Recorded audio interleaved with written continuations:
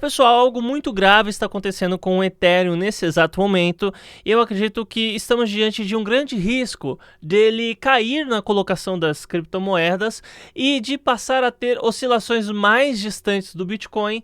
Isso, infelizmente, para baixo. Mas vamos entender exatamente essa história e o que podemos fazer e qual seria o possível futuro do Ethereum diante de toda essa bagunça que está rolando no mercado cripto. Meu nome é Marcos Eduardo, sejam bem-vindos ao meu canal. Se você gosta do tema relacionado ao Bitcoin, criptomoedas, finanças e oportunidades para ganhar dinheiro, desde já te convido a se inscrever e ativar o sino das notificações para ficar sempre por dentro de tudo. Deixa um like nesse vídeo para você dizer para a plataforma que esse conteúdo aqui é algo de relevância, assim você também me ajuda pra caramba. O primeiro link que estará na descrição é o da Binance, essa que é a maior corretora de criptomoedas do mundo. Usando o meu link para cadastrar-se, você terá um total de 15% de desconto em todas as taxas de trade. O segundo link é referente a um robô de operações, então se você quiser conhecer uma oportunidade aí para ganhar dinheiro, já está na mão. Acesse aí esse segundo link. Tendo dito isso, vamos começar o negócio aqui olhando para o gráfico do Ethereum. Então a gente está aqui no gráfico diário do Ethereum e vamos ver qual foi a queda dele, né? Então a gente já tem aqui marcado a resistência lá em cima e o suporte aqui embaixo. Então a gente teve aí 82% de queda do topo até o fundo. Depois ele fez uma recuperação aí que chegou a bater 130% de alta e nesse momento 50% de alta. Talvez muitos com um olhar não tão treinado ou não tão espertos assim para ver o que acontece no meio cripto, venha pensar que isso tem a ver com a atualização do Ethereum, né? O Ethereum recentemente fez uma atualização chamada Demerge, que praticamente não trouxe implementação nenhuma, mas preparou a rede Ethereum para que a implementação venha acontecer futuramente e tirou o Ethereum aí da chamada mineração. Então agora não existe mais mineração de Ethereum, ecologicamente correto, que bonitinho. Bom, e daí a gente olha o Bitcoin. Olha aqui, ó, Bitcoin teve o seu ápice aqui, do ápice até a queda, 74%, ou seja, uma queda muito parecida. 6% no mercado cripto é apenas um café da manhã, não faz diferença. O Ethereum caiu 80, aqui caiu 74, então não faz diferença. Depois ele bateu uma recuperação de 42, enquanto o Ethereum tinha feito uma recuperação de 130, e depois chegou a 10%, mais ou menos, o que nos traz uma queda para esse exato momento de 71%, que é mais ou menos a mesma queda que o Ethereum está. Daí você fala assim, mas o Ethereum recuperou melhor aqui, foi por conta da expectativa do Demerge. Ele recuperou mais que o Bitcoin, mas proporcionalmente ele tinha caído mais. Então não é uma recuperação assim que eu vou ficar abismado por conta dela. Então assim, além de preparar o Ethereum e tirar a mineração, que era o que as pessoas não queriam, eles ainda conseguiram fazer uma coisa muito interessante, tá? Que é em relação a um vídeo que eu fiz há uns tempos atrás, falando a respeito da verdade que foi exposta, né? Porque assim, o que é criptomoeda? Criptomoeda é um ativo que, em primeiro lugar, é descentralizado. Em segundo lugar, ele é um ativo criptográfico, protegido por criptografia. Se ele é protegido, mas não é descentralizado, então não é criptomoeda, é alguma outra coisa aí. Se ele é descentralizado, mas não é protegido, também não é criptomoeda. Tá? Essa daí é a nossa lógica. Bitcoin estabeleceu um padrão. A gente considera esse padrão, aplica ele. Tudo que for igual a esse padrão é criptomoeda e tudo que for diferente não é. Então, o Ethereum, ele nunca foi... O forte dele nunca foi a questão de se reafirmar ou se afirmar como um ativo descentralizado. Mas, ao mesmo tempo, ele se considerava como tal, as pessoas consideravam-no como um ativo descentralizado. O que temos em vista, então, é que a verdade foi exposta e percebemos que, simplesmente, sem que haja votação da comunidade, sem que haja desejo de ninguém, sem que haja um clamor autêntico pela mudança, pelo menos a parte da mineração, né? Tirar a parte da mineração, e muita gente estava ganhando dinheiro com isso, percebe-se que tem uma decisão centralizada, né? Então Vitalik Buterin, muito provavelmente, se ele realmente é quem é, se ele não for simplesmente um ator levantado aí pela grande mídia, enfim, ele é uma pessoa que está sendo controlado pela mídia. tá? Ele pode até não ter sido levantado pela mídia, pode ter sido um jovem que realmente foi um dos principais desenvolvedores do Ethereum, enfim, da rede e tal. Mas ele tá na mão do pessoal aí, cara. Ele tá aparecendo em capa de revista, tá aparecendo tudo quanto é lugar. A coisa tá começando a ficar estranha. E que história é essa de descentralizado? Se quando ele manda, a rede toda obedece, né? E qualquer bifurcação do Ethereum, qualquer hard fork que houver, não será reconhecido como legítimo. Nossa, isso daí quer ser descentralizado? Não é, obviamente. Nem aqui, nem na China. Então, foi exposto isso ao mercado. E tanto é que eu vou mostrar aqui pra vocês agora, ó. Eu tenho um panorama aqui da média do mercado, tá? Então, nesse primeiro quadro, a gente tem o Bitcoin. Nesse segundo aqui, temos o Ethereum. Aqui, logo abaixo, está escondido, é a da Cardano. E aqui, a Avalanche Avax, tá? Então, você pode ver que o movimento, o Bitcoin fez o movimento. E todas as outras criptomoedas, um pouquinho para cima, um pouquinho para baixo, seguiram exatamente a movimentação do Bitcoin.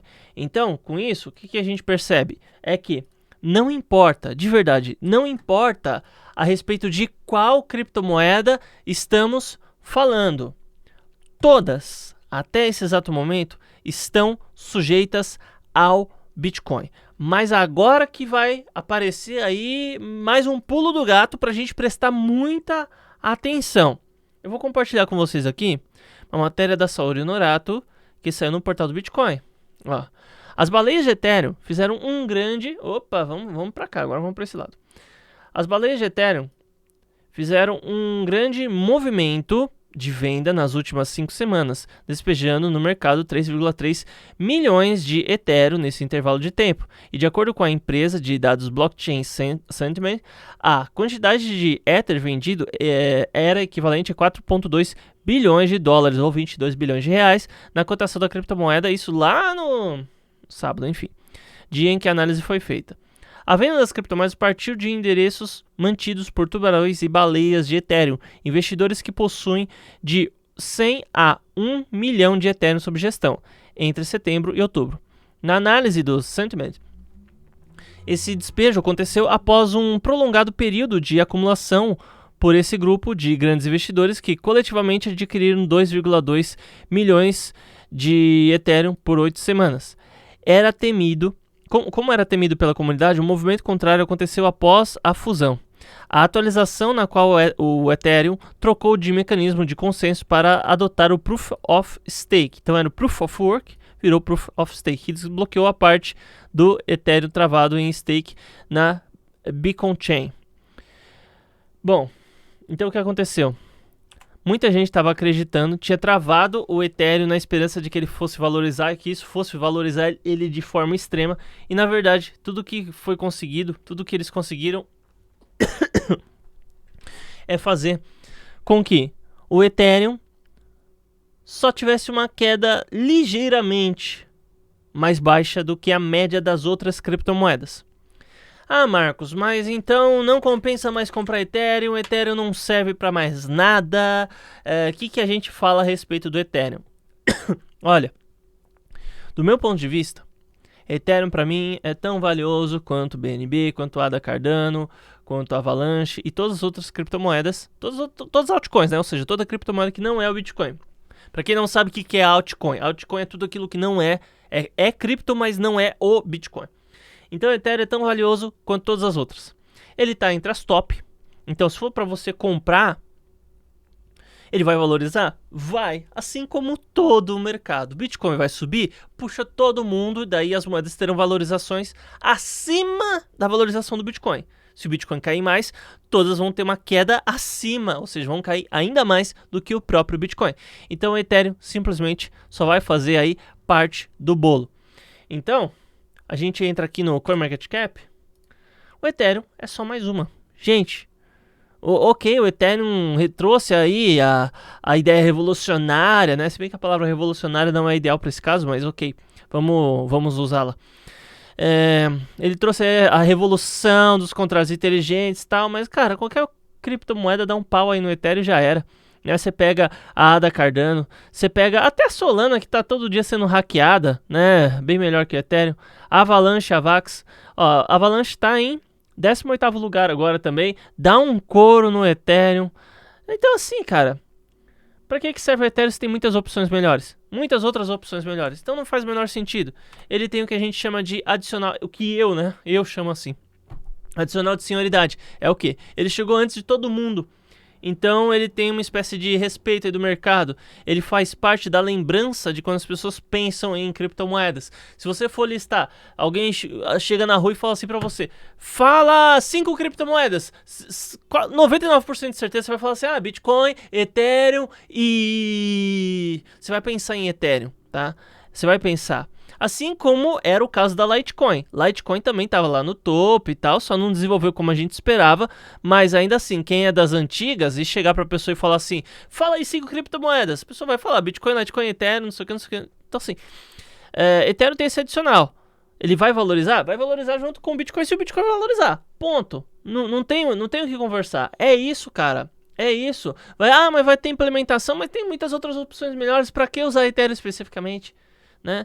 Então, o Ethereum, ele tende a ter um ranqueamento legal em relação às outras criptomoedas, mas ele não vale mais a pena do que as outras criptos que fazem, as chamadas, por exemplo, Ethereum Killer, né?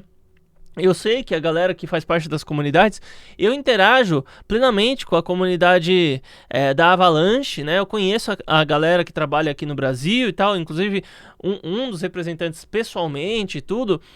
E olha, eu sei que o pessoal não gosta de chamar de Ethereum Killer, mas tem essa função, né? Então a Avalanche tá dentro aí das Ethereum Killers. Faz mais que o Ethereum? Faz, claro que faz. Ah, tem muito mais projeto? Tem, mas...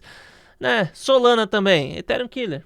Ah, a gente não gosta que chama de Ethereum. Mas, cara, é muito melhor que o Ethereum, tá? É muito melhor que o Ethereum. Solana, só corrigindo esses negócios aí de ataque de DDoS e reduzindo um pouco o TPS dela, né? Não adianta querer trocar TPS por segurança. Fazendo isso também vai ficar bem melhor que o Ethereum. Então, gente, Ethereum vai valorizar? Vai, mas junto com o todo, tá? Ela não vai ter, pra mim, não vai passar o Bitcoin, não vai ter nenhuma exposição absurda, nem nada. Então é isso, muito obrigado por ter assistido e até mais.